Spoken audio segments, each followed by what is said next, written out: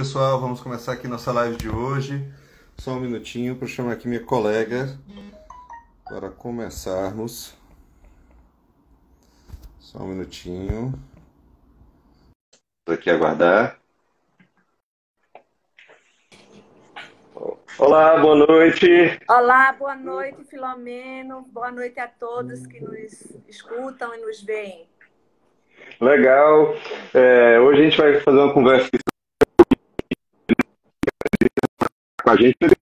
Apresenta um pouco para a gente, para o pessoal te conhecer um pouco melhor. Pois não. Só para dizer que cortou um pouco a tua fala. Não sei se o pessoal percebeu ou se foi só comigo. Certo, eu vou dar uma olhadinha aqui no áudio. Ok, então, sou Tereza Borba, sou advogada e atuo há quase 30 anos aqui em Recife, região metropolitana, sempre nessa linha de efetivar o direito à moradia. Iniciei na Comissão de Justiça e Paz da Arquidiocese de Olinda e Recife e nós caminhamos na comissão até o chamado desmonte eclesiástico, como foi conhecido aqui em Recife, quando pastorais e serviços da igreja criados pelo então arcebispo de Olinda e Recife, Dom Helder Câmara, ele criou todos esses serviços pastorais e Dom José Cardoso não concordava com essa linha profética da igreja e aí a gente foi destituído de lá. E aí nós criamos uma organização não governamental com um nome semelhante, Serviço de Justiça e Paz, e caminhamos, né, na assessoria às comunidades, sobretudo nas EIs, nessa perspectiva de garantir a permanência dos moradores nas áreas.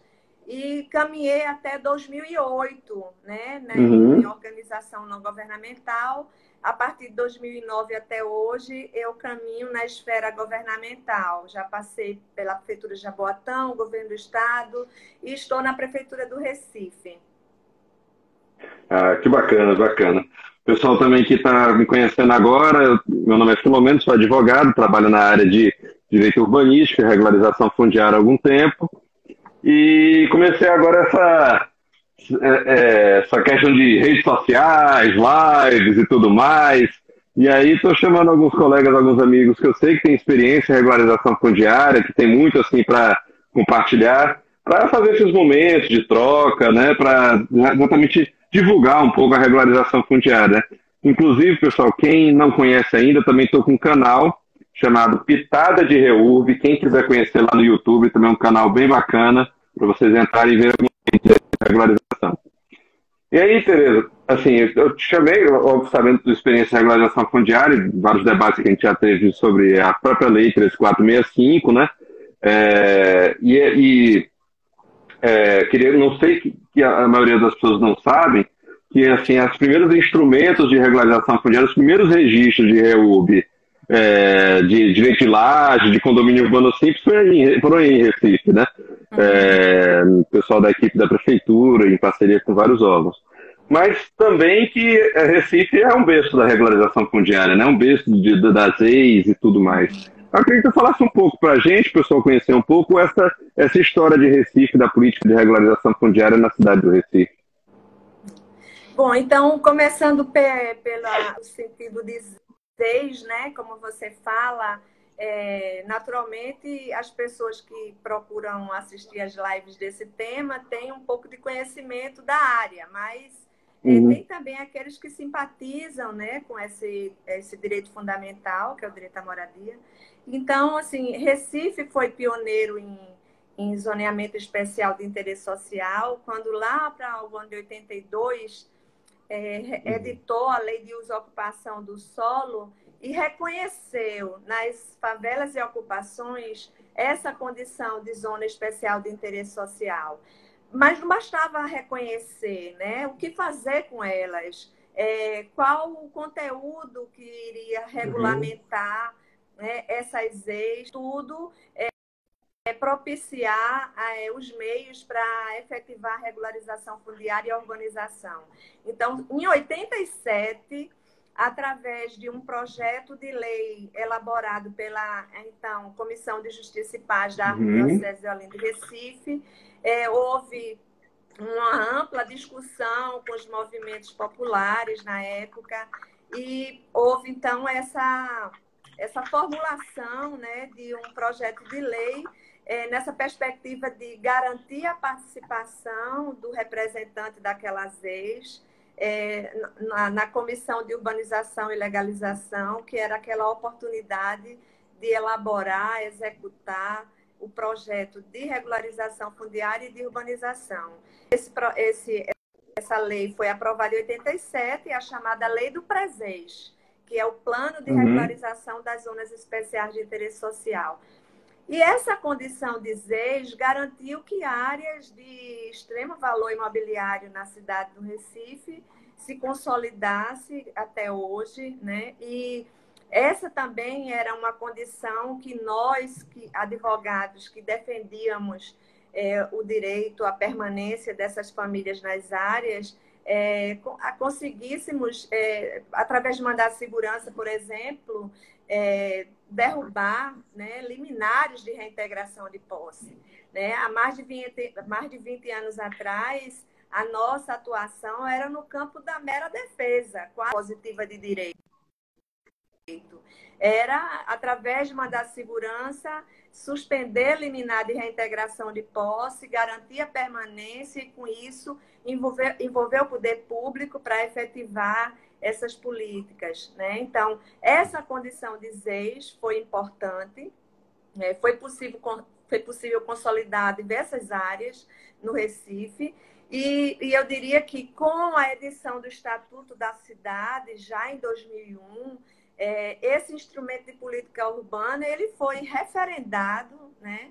E na própria Lei 13.465, que a gente vai já falar mais, reaparece, né, reeditada essa condição.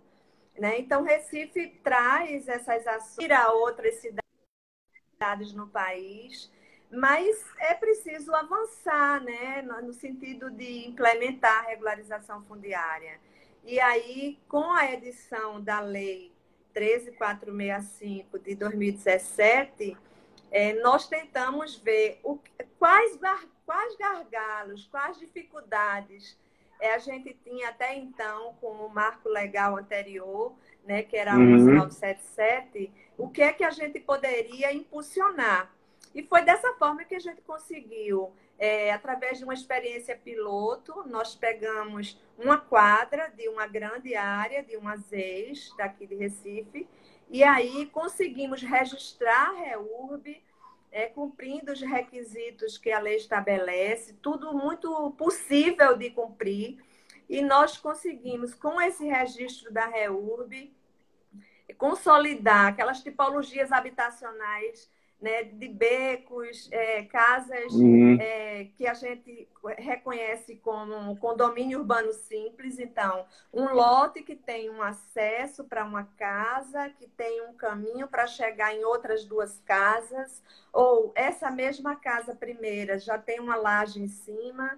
Então, a gente reconhece essa tipologia habitacional e se utiliza dessa lei para garantir que seja aberta a matrícula individualizada em favor de cada família que coabita ali.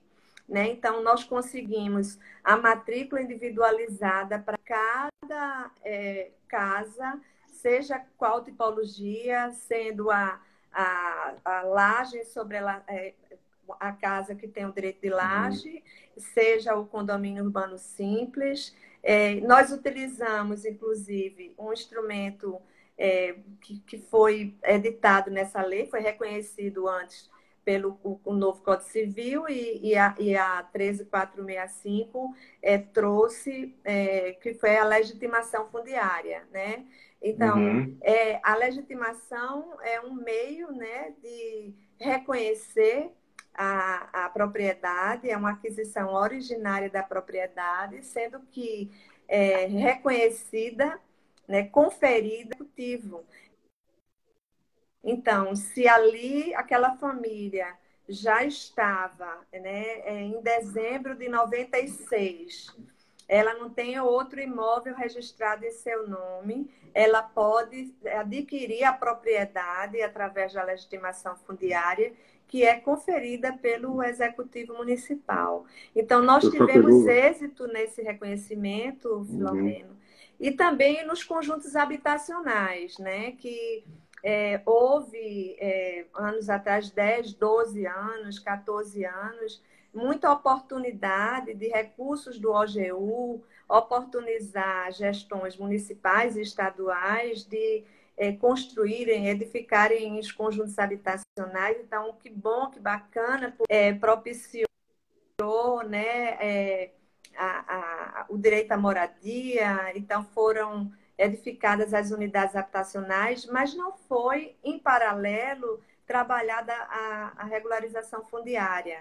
E aí, esta nova lei traz mecanismos, né, que impulsiona. Então, assim, uma série de aspectos que a gente pode aprofundar. E aí a gente conseguiu êxito também com esses conjuntos habitacionais. Que bacana, legal. Assim, só para você falar aqui, que eu acho que quem trabalha com mais regulação há muito tempo já pega. Por 96, pegou o prazo da concessão de uso especial para fins de moradia, o prazo antigo. De 2016. Isso. Aí, Isso. não, foi muito importante, assim, até, eu acho que vocês até perderam um pouco a corrida aí da primeira legitimação fundiária. A primeira legitimação fundiária que a gente teve notícia, acho que foi lá em Mossoró. Não em Mossoró em si, mas num projeto feito pela UFESA. Isso. E aí, mas o primeiro direito de laje, casa base de laje, né? E também, acho que também vocês também fizeram reconhecimento de um condomínio urbano simples, um registro? Sim, sim. Também, né? Também. Então, as primeiras matrículas, eu acho que já está no mérito de Recife. Recife levou aí essa corrida da implantação do projeto. E teve uma parceria muito boa com o cartório, né? Que também que você estava me falando, que foi assim foi Isso. um processo que agregou Então, muito, né? Eu diria que uma grande, assim, estratégia, né, para as gestões municipais, ao mesmo tempo que deve, claro, dimensionar minimamente a equipe multidisciplinar, né, com arquitetos, com advogados, com técnicos sociais, mas também iniciar um diálogo e uma interação com os registradores de imóveis, né? Em Recife foi muito fácil porque tem registradores de um conhecimento enorme da lei, né? Estudiosos da lei e também do direito constitucional, né? E aí foi muito, muito oportuna a interação, foi no âmbito do quarto ofício da RGI. Recife hoje conta com 7 registros imobiliários. Nós conseguimos até agora experiências no 4º RGI, no 7º, no 6º e no 3º, né? No 3º com 2 experiências e nos demais com cada uma experiência. Então, os registradores conseguem caminhar conosco no sentido de já ver qual o formato ideal. Então, o conteúdo mínimo, tanto do projeto quanto da CRF, está lá regulado pela lei. Mas é preciso ver o formato exato que o cartório precisa, contribuir com a definição da descrição do imóvel que vai ser aberta a matrícula. Então, foi um momento riquíssimo da gente construir essa experiência, né? E além, então, por exemplo, a lei simplifica com relação à desnecessidade do título individualizado, né? Então, com a lista dos ocupantes, que vão ser os adquirentes, a gente tem lá a qualificação.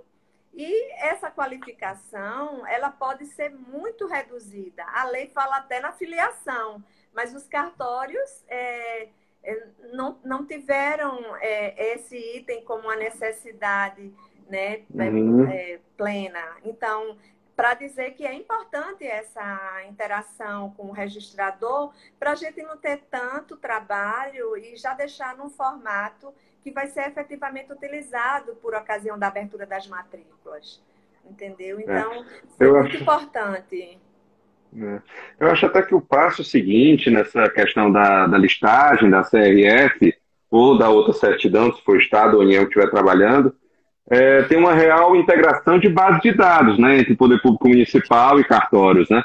Porque Isso. na prática você acaba tendo assim, você imprime uma listagem no formato de CRF e protocola junto ao cartório de registro de imóveis que acaba muitas vezes lançando, né, toda essa informação na base de dados deles.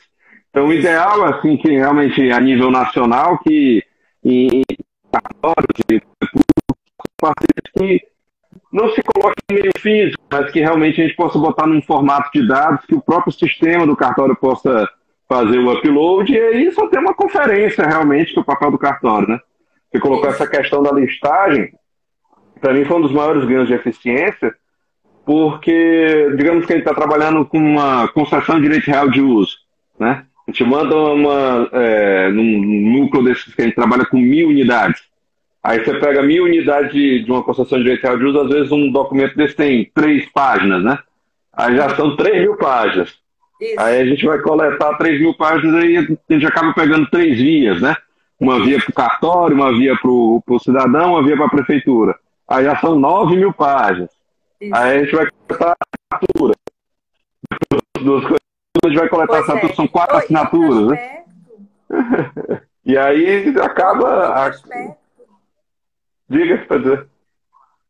Outro aspecto é que quando a gente tinha essa exigência do título individualizado, tinha também a exigência da juntada das cópias dos documentos, né, pessoais. Então, o volume de documentos era enorme, né? Então, agora existe a presunção da legalidade do ato do ente promotor da regularização, no sentido de ele emitir a CRF, transcrevendo a qualificação, informando os documentos. O cartório vai presumir que é verdadeiro, que está correto, né? E vai ter como base, né? Inclusive, essa base, como você falou, ser uma referência para o trabalho do cartório. Então, a gente entrega em meio físico o projeto e a CRF, por ocasião do requerimento do registro,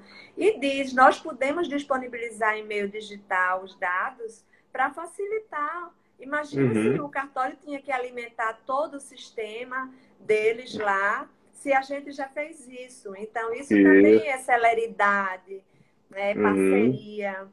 E eu queria ressaltar também, como indicativo para cada estado, cada cidade, procurar interagir com a associação de registradores. Né? Pernambuco tem a ARIP, a Associação dos Registradores de Pernambuco, os dirigentes, né, doutor Paulo e doutor Roberto Lúcio, doutor Roberto preside, doutor Paulo é o vice-presidente, eles são conhecedores do tema, são empolgados com o tema da regularização e eles estão em diversas iniciativas de discussão da lei, né? Então, assim, era importante que cada município que está tentando implementar a lei e a regularização fundiária busque essa interlocução com os registradores. É um indicativo interessante. E essas associações, esses órgãos, acabam dando segurança que não tem dia a dia esse processo de REUB, né, não está no seu dia a dia, eles acabam dando uma segurança, dando um apoio até para tomar medidas que não são do dia a dia deles, né? Isso. Aí queria só aproveitar que o pessoal está entrando aí na live, a Laura, que estava na live passada, infelizmente a gente não conseguiu gravar. Entrou o Vinícius também, que não perde nenhuma live, também está aqui, chegou para participar aí da nossa live. Depois a gente vai tentar deixar essa live gravada tanto no canal do Facebook, ou do Instagram, desculpe, como também lá no Pitada de REUB, lá no YouTube, para vocês poderem assistir depois com mais calma. E assim, dentro da tua experiência que já basta nessa área de regularização, nessas parcerias institucionais. O que tu acha assim, que é importante desses novos programas de regularização fundiária que estão sendo montados, que estão sendo apresentados, até porque a gente teve uma queda de arrecadação dos municípios, alguns municípios não estão conseguindo mais, por exemplo, entrar forte numa política de construção habitacional, e aí as equipes de políticas habitacionais estão agora voltando mais o olhar para os processos de regularização fundiária, né? Não que sejam processos substitutos, mas a gente acaba empregando esforços em cantos que a gente tem resultados com uma aplicação de recursos menor.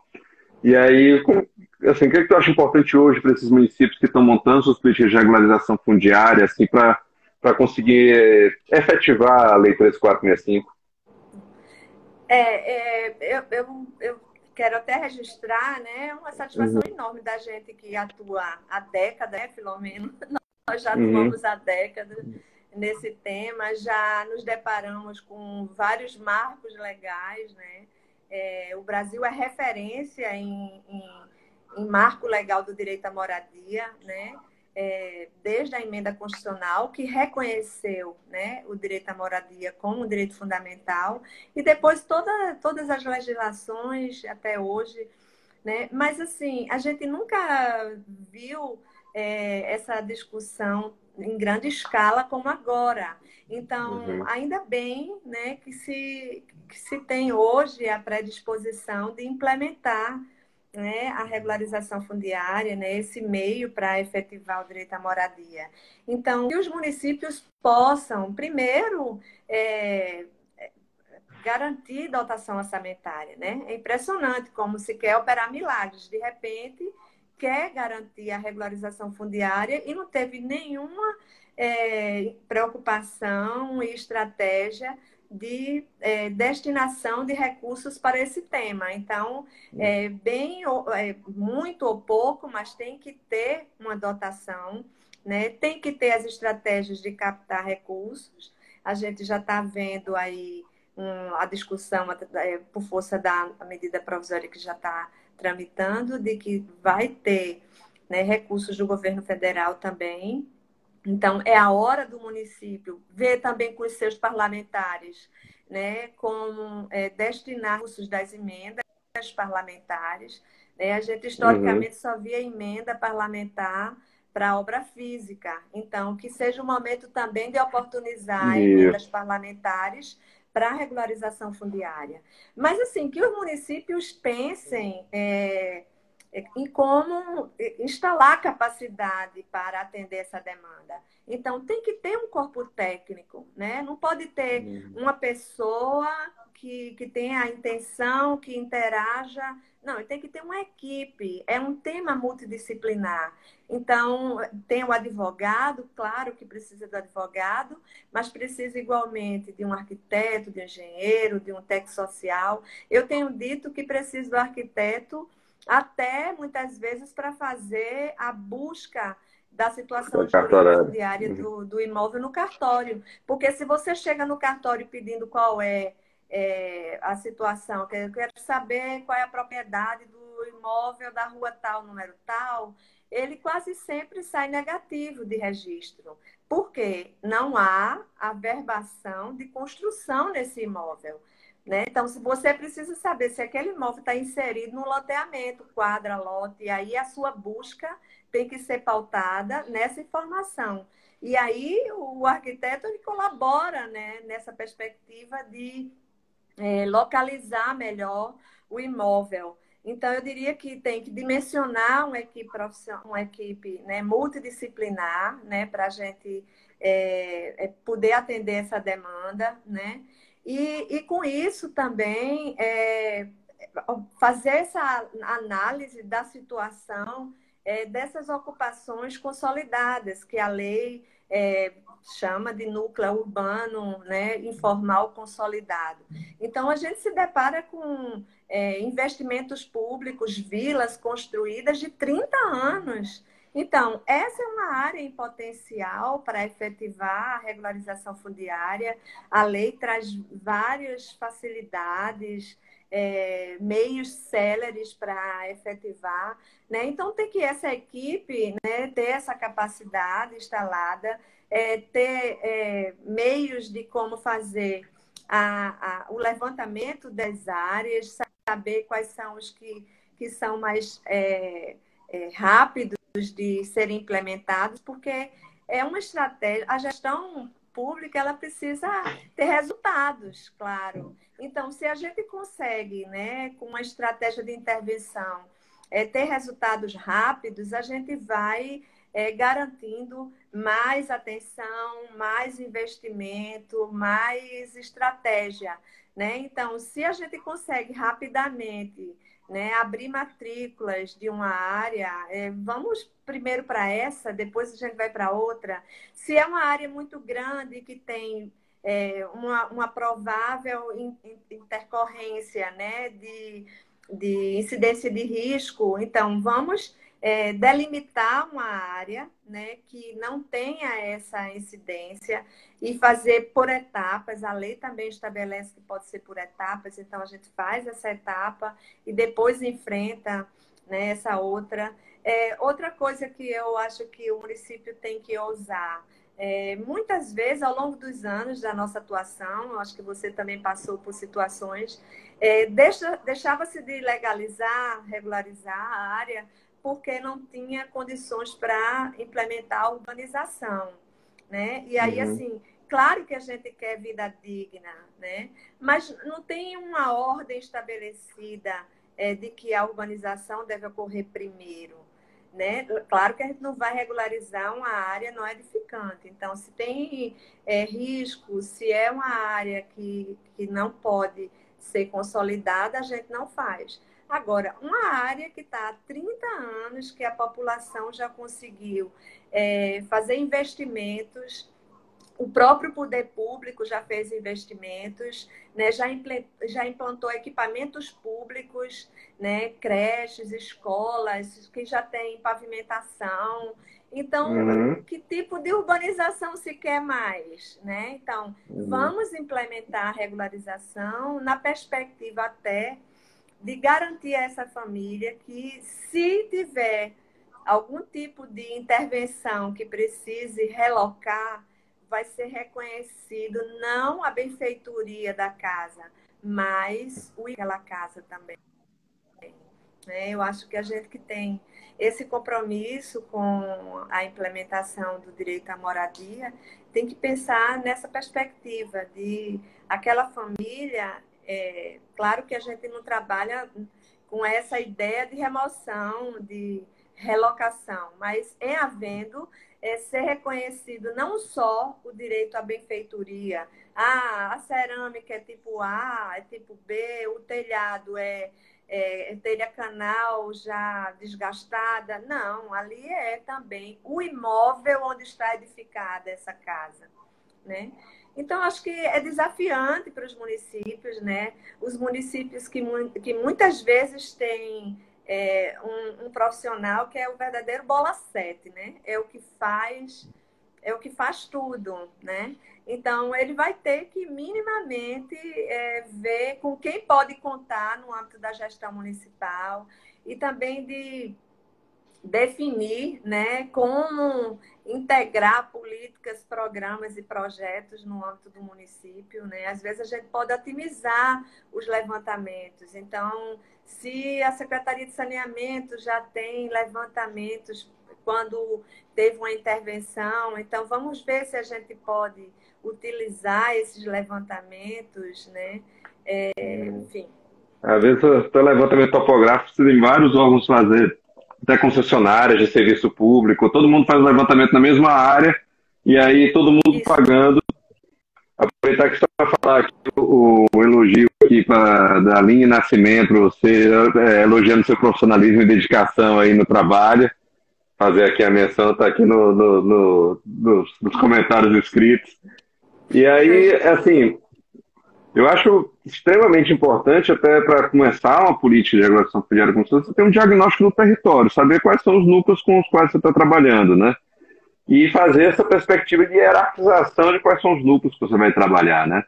Eu lembro que quando eu estava no Ministério das Cidades, que agora é o Ministério do Desenvolvimento Regional, em 2013 foi feita uma seleção nacional Diria até que foi talvez uma das maiores seleções, apesar de o volume de contratação não ter sido tão alto quanto o tamanho de demandas, né?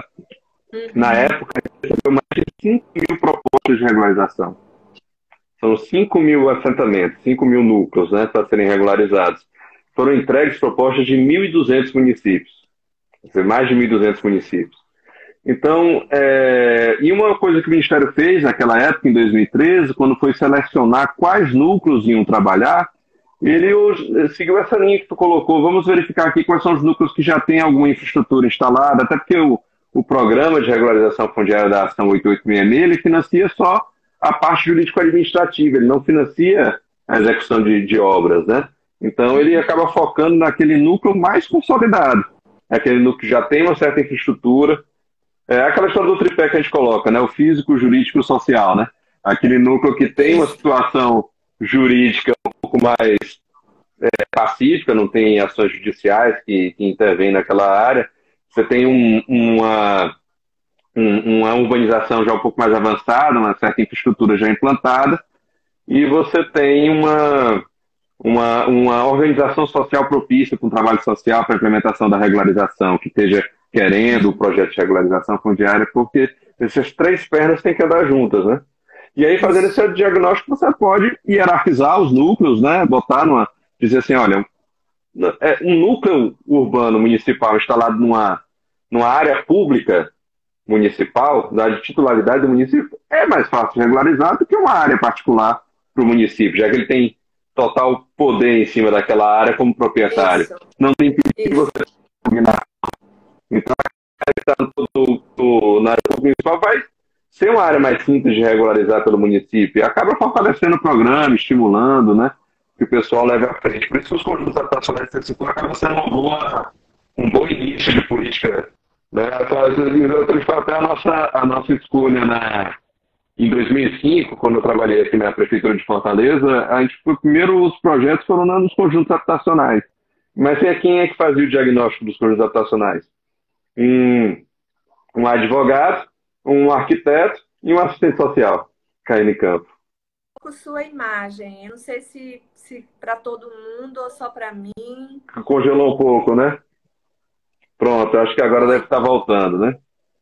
Deve estar Certo. voltando. Isso eu acho que tem um problema de conexão aqui hoje. Não, só se Então, ficou claro, só para colocar aqui, realmente, quando a gente fez esse diagnóstico, quem fazia o diagnóstico era um assistente social, um arquiteto e um advogado, em campo, realmente identificando os isso. conjuntos, vendo a situação de infraestrutura e tudo mais. Isso. Assim, eu diria que é desafiante para o município. Então, montar frentes de trabalho, ó, aquela área, como você falou, se já é de domínio do município, então, antes, necessariamente, para regularizar, precisava dispor do domínio.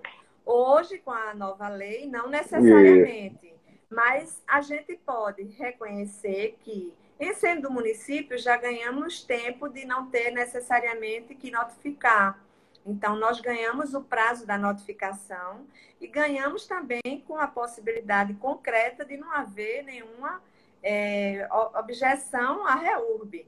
Né? Então, uhum, vamos abrir essa frente, mas é oportuno também abrir a frente de uma área que seja domínio particular, que está há 30 anos ocupada, que não há histórico de conflito judicial, nunca foi ajuizada uma reintegração de posse. Então, também, a partir da delimitação da poligonal, definir os confrontantes e notificar os confrontantes. Se não houver objeção nenhuma, você tem uma uhum, área, né, ocupada, consolidada, que o município deixou de regularizar porque não tinha recurso para adquirir aquela terra através de desapropriação, por exemplo, né? E aí tinha esse impedimento para efetivar a regularização, que era: eu não disponho dela e nem tenho recursos para adquirir em favor de quem efetivamente mora. Então, essa equipe tem que ter essa habilidade de fazer essa leitura da situação jurídico-fundiária de cada núcleo urbano e ver quais os meios para impulsionar. Né? Enquanto uhum. você está fazendo o levantamento jurídico fundiário já está também elaborando a planta, os levantamentos. A gente vai otimizando.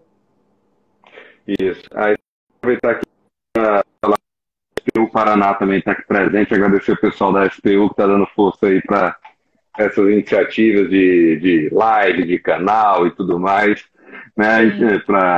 E também é um campus aqui, assim, a gente fez uma live sobre regularização em área da União, a gente podia fazer várias e várias lives, né? Só para discutir regularização em área da União. Pois é, e um dos passos que, assim, não só para a política de regularização fundiária, né? Eu não sei se tu lembra, quando tinha os projetos do Banco Mundial, do HBD, da Brasil BID, ele tinha uma linha de urbanização de assentamento subnormal, que era o nome que eles utilizavam, né, que era o AS, e uma linha de desenvolvimento institucional, que era DI, né? Aí tinha lá os projetos de DI e tinha os processos de urbanização. E os projetos de DI eram os projetos que realmente assim estruturavam administrativamente o poder público municipal para trabalhar com política operacional, né? Você ter uma unidade executora municipal, que era, acho que era o EM, que chamava, as siglas lá da época. E eu acho que para a gente conseguir realmente efetivar uma política urbana consistente, e dentro dessa política urbana, a regularização fundiária, tem que ter um DI, tem que ter um desenvolvimento institucional dessas áreas nos municípios, né?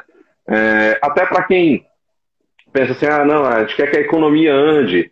Para a economia andar, os licenciamentos têm que andar. Às vezes os licenciamentos não andam porque é só o mesmo servidor que faz o licenciamento, é o que faz a fiscalização, é o que faz... Se matar é um acaba a política urbana do município. Então... É importante também para a gente conseguir estruturar, né, seja um programa federal, estadual, municipal, ter também esse lado do desenvolvimento institucional dos municípios, porque só quem aprova projeto urbano, aprova urbanisticamente um projeto de intervenção é o município. A competência privativa dele, ele tem que fazer isso e tem que ter servidores para fazer isso, né? Isso. E aí, assim, até então eu estava falando das estratégias de dimensionar uma equipe técnica para implementar a regularização. Mas, aí você agora foi além. Então, além de todos os levantamentos para fins de regularização, do projeto da CRF, tem também a estrutura da aprovação, né? Então, qual ou quais, né, órgãos e interfaces com setores da própria estrutura organizacional é oportuno integrar, né, nessa perspectiva de agilizar, porque, olha, eu tive um caso concreto de que demorou mais para aprovar o parcelamento do município do que o cartório de registro de imóveis registrar. Então, assim, é o mesmo município que quer ver o resultado final, que levanta, que elabora, que aprova, né? E aí ninguém pode estar numa sintonia diferente, né? Uma engrenagem que deve funcionar de forma eficaz e célere, né? Porque imagina um cartório de registro de imóveis ser mais rápido no assentamento registral do que a aprovação de um parcelamento. Então, aí já é um ponto a gente refletir. O que é que precisa mudar nessa estrutura, né? Então, é o mesmo município que quer impulsionar e que quer realizar. Então, é preciso ser ágil, né? Isso. E aí, assim, alguns municípios têm utilizado como alternativa para isso a própria formar comissões de regularização fundiária, né, integrando diversos órgãos, né, para facilitar o levantamento de informações, facilitar os processos de análise e aprovação, até para também, às vezes, tirar o peso do próprio, do que ele só vai canetar a aprovação. Eu tenho uma reflexão crítica com essa ideia de se criar comissões, porque passa uma imagem de um trabalho eventual, né? Eu acho que tem que estar dimensionado na estrutura organizacional, né? Os setores que tenham essa competência institucional de fazer, né? A Isso, comissão quase sempre dá aquela ideia, aquela conotação de um trabalho isso, eventual. Então, sim. tem que estar na estrutura organizacional dimensionado Uhum, qual o local que diariamente se ocupa, né, da análise uhum. e da aprovação, Sim. assim como daquele setor que realiza os levantamentos, que elabora o projeto, que emite a CRF, enfim. Né? Agora, a lei é relativamente nova, né, Filomena? Então, de 2017 para cá, a gente viu o esforço de municípios, de estados, de profissionais, né, nessa perspectiva de testar a eficácia jurídica da lei, de ver o que realmente é possível ser utilizado. Algumas pessoas nem acreditavam que era possível. Quando eu vi a certidão da matrícula, né, com a instituição do direito de laje, com o condomínio urbano simples ali, a descrição do imóvel é peculiar. Então, eu disse, é possível, não é uma lei execuível, é uma lei que se pode, né, implementar. E com isso a gente vai estar realizando o sonho, né, das pessoas. Quantas famílias que querem ter assegurado esse direito, essa garantia de direito sucessório, né, de ter assegurado o patrimônio, né, de famílias, enfim.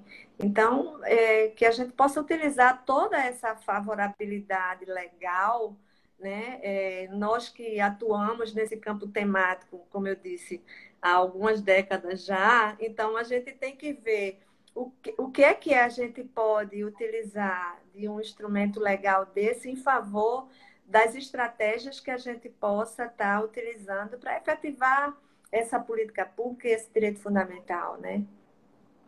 Sim, com certeza. Viu? Eu só queria, assim, a gente já está avançando aí no horário, queria aproveitar falar para vocês que assim, vamos ter outras lives aqui no canal, vou ver se eu marco também outras aí com a Tereza para a gente conversar sobre assunto específico, estava pensando até talvez uma só para legitimação fundiária, a gente conversar aí um pouquinho Sim, sobre os instrumentos, e também a gente vai marcar, o pessoal marca aí para seguir a gente no Instagram, que vamos ter uma live também com um projeto bem bacana, que está sendo feito aí na Universidade Federal de Pernambuco, que é um projeto de REURB também, com o professor coordenador, que eles estão sim. inovando muito nos levantamentos feitos aí no Professor UFPE. Silvio Garnet, E o Garnet, admirável. isso. Então, assim, não só, eles estão avançando não só na questão da REURB lá no município, de um arranjo institucional bacana também com prefeitura, cartórios, como também nos métodos de levantamento e de sistematização dos dados, de emissão de relatório, né? Porque realmente o processo da REURB a gente precisa Sim, de tecnologia, já que a gente tem que gerar memorial descritivo por lote, memorial descritivo do núcleo como um todo, e não são poligonais bem, não são quadrados ou retângulos, né? As poligonais que nós trabalhamos. Então, tem que ser sim. realmente, tem que pedir ajuda da tecnologia. Então, vamos marcar, quem tiver interesse, seguir a gente no canal, ver o Pitada de Ovo no YouTube, seguir a gente no Instagram também, que a gente vai estar divulgando essas novas lives. E aí agradecer. Eu queria que você também mandasse sua mensagem para o pessoal que está acompanhando a gente aí nessa live e também para poder, que vai assistir depois também no próprio IGTV. Certo. Então, eu agradeço a generosidade das pessoas que participaram, pessoas que, amigos, colegas, que a gente ao longo dos anos vem pelejando, eu digo sempre, né, uma peleja, né, de insistir nesse tema, nesse campo temático. Então, eu agradeço a gentileza, a generosidade e agradeço a você, Filomena, o convite para essa conversa. É uma satisfação reencontrá-lo, né? Como eu disse, a gente já se conhece há alguns anos e pelo menos eu testemunho a coerência, né, da sua atuação profissional nesse tema, né? E a sua capacidade e todo o seu envolvimento, né? Nesse sentido de garantir a efetivação desse direito fundamental, viu? Boa noite a todos e todas. Eu que agradeço. Eu acompanhava na faculdade já o Justiça e Paz, já, as Isso, pois iniciativas, é. os Pois é, e eu projetos. assim, lembro você que atuou no Campo de Ombro também, que passou pela E, esfera governamental, no Habitafor, eu lembro que e você da levou Vitafoto. passagem.